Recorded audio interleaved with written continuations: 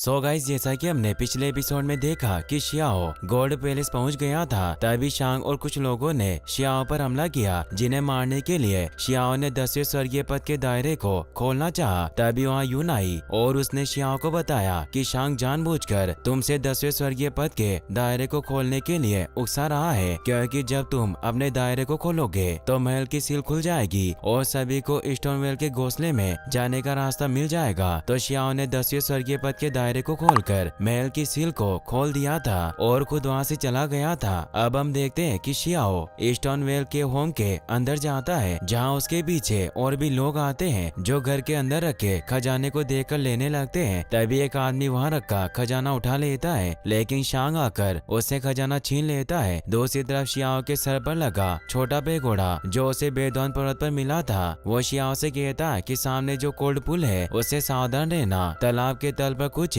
जो मुझे चाहिए। तभी यून भी अपने दोस्तों के साथ वहां आती है और शियाओ के पास जाती है। शियाओ ने कहता है कि तुम स्टोनवेल के घर में आ चुके हो, मैंने ताइगू पर्वत पर जो डील की थी उसे पूरा कर दिया है, अब हम यहाँ से अलग हो सकते हैं। और शियाओ पुल के पास चला जाता है और पेगोड़ा से पूछता है कि मुझे बताओ तुम्हें क्या चाहिए। जब पेगोड़ा कुछ जवाब नहीं देता तो शियाओ पानी में हाथ डालकर देखता है जो काफी ठंडा होता है और पूरी जगह हिलने लगती है। ये देखकर सभी शियाओ की तरफ देखते हैं। शियाओ पुल के अंदर कूद जाता है, उसके हाथ पर आइस जमने लगती है और वो पूरी तरह बर्फ में कैद हो जाता है। इसीलिए अपने विंग की मदद से आइस को तोड़कर पुल के नीचे जाता है। वहाँ एक और पेगोड़ा होता है जिसे लेने के लिए शियाओ का पेगोड़ा उसके सर से निकलकर दूसरे पेगोड़ा का पीछा करता है। तभी पुल के ऊपर सभी को रोशनी दिखाई देती है, इसीलिए सभी पुल के अंदर कूद जाते हैं। शांग पेगोड़ा को देखकर कहता है कि ऐसा लगता है कि किसी तरह की ऊर्जा से आकर्षित होता है, जिसे लेने के लिए शांग अपनी पावर से सभी पर हमला करता है। पेगोड़ा शियाओ से कहता है कि तुम इन लोगों को रोकने में मेरी मदद करो। शियाओ कहता है कि मेरे खूब दुश्मन है, मैं अब और लोगों को अपना दुश्मन क्यों बनाऊं। पेगोड़ा कहता है कि अगर तुम मेरी मदद करोगे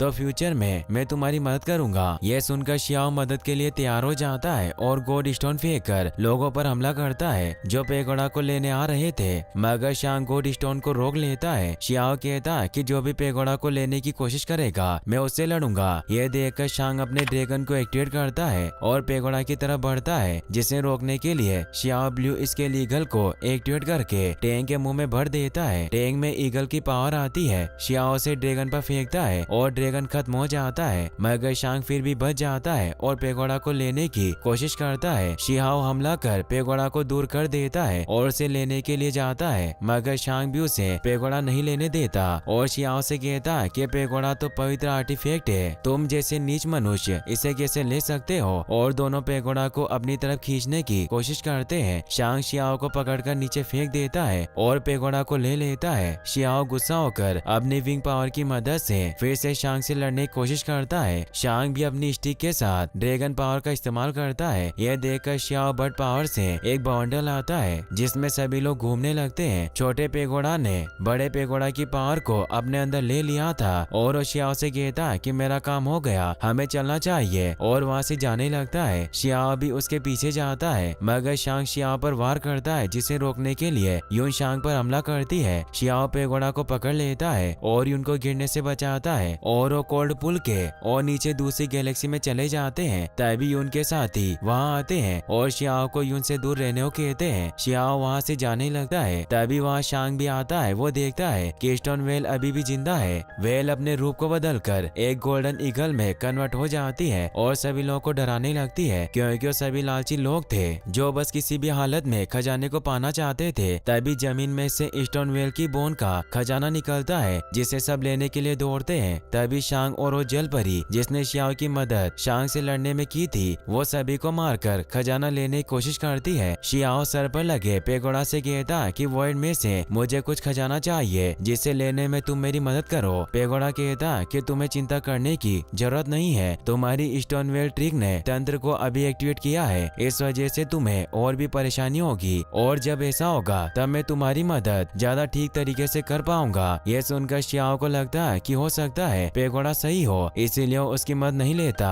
और यून के पास जाकर कहता कि क्या तुम मेरे साथ काम करने के लिए तैयार हो। तभी उन कबीले का एक आदमी कहता कि तुम हमसे उम्मीद मत रखो, तुमने जो हमारे एक आदमी को मारा है हम उसे अभी तक नहीं भूले। मगर यून शियाओ का साथ देने के लिए मान जाती है। वो आदमी कहता है कि हम तुम्हारी मदद करेंगे पर वो स्टोनवेल ट्रिक हमारी होगी। तो शियाओ कहता है कि वो हम बाद में डिसाइड कर लेंगे और सभी मिलकर खजाने की तरफ बढ़ रहे लोगों को रोकते हैं। शियाओ शांग के हाथ लगा खजाना छुड़ा लेता है। शियाओ खजाने को देखकर कहता है कि खजाना तो स्टोनवेल के घोंसले से बाहर वाले खजाने से बिल्कुल अलग है। तभी एक लड़का शियाओ पर हमला करता है। शांग देखता है कि शियाओ मेरे हाथ से खजाने को ले गया, मुझे उसे रोकने के लिए कुछ करना चाहिए और शियाओ का पीछा करता है। तभी जलपरी शांग से कहती है कि तुम्हारी लड़ाई मुझसे है। तो शांग उस पर हमला करके उसे नीचे गिरा देता है और उसे मारने की कोशिश करता है। तभी शियाओ आकर उसे बचा लेता है। परी शियाओ से कहती है कि तुमने मुझे बचाने के लिए वही डिवाइन स्पेयर की पावर का इस्तेमाल किया, लेकिन तुमने ऐसा क्यों किया? तो शियाओ बताता है कि एक बार तुमने मुझे चट्टानों पर बचाया था और तुम अभी कमजोर हो, इसीलिए यहाँ से चली जाओ।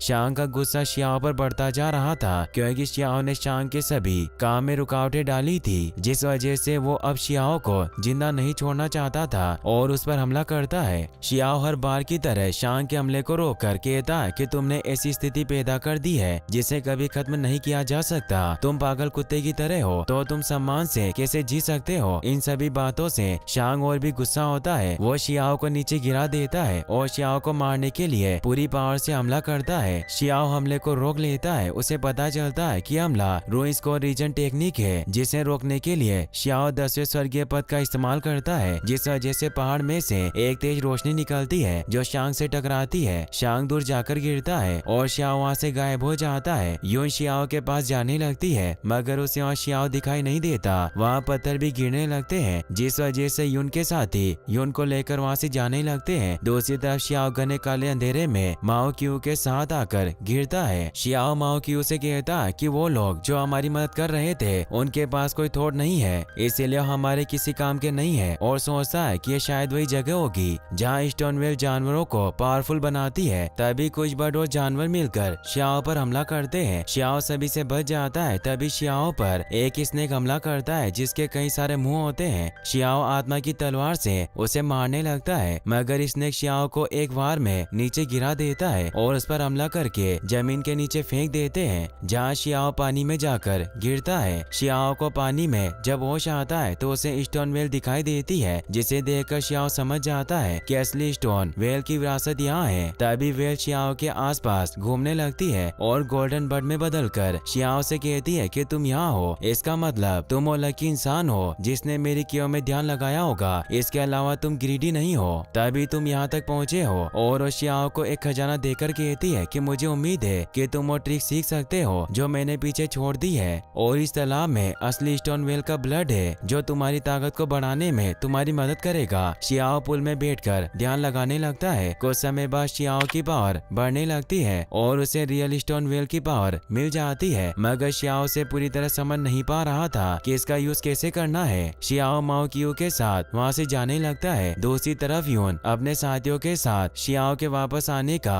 10 दिन से इंतजार कर रही थी। उसका साथी कहता है कि हमें अब यहाँ से चलना चाहिए, पहले ही उसने हमारे एक आदमी को मार दिया और अब भी तुम उसका इंतजार कर रही हो। तभी शियाओ स्पीड शिप को लेकर आता है। यून जहाज को देखकर उसके पास जाने लगती है मगर वो उसके पास नहीं जाती और सोचती है कि अगर शियाओ ठीक है तो मुझे उसके पास नहीं जाना चाहिए। और इसी के साथ ये एपिसोड यहीं पर खत्म होता है। गाइस, अगर आप इसका नेक्स्ट पार्ट भी जल्दी देखना चाहते हैं तो इस वीडियो को लाइक करने के साथ साथ चैनल को सब्सक्राइब जरूर कर लें। Thanks for watching.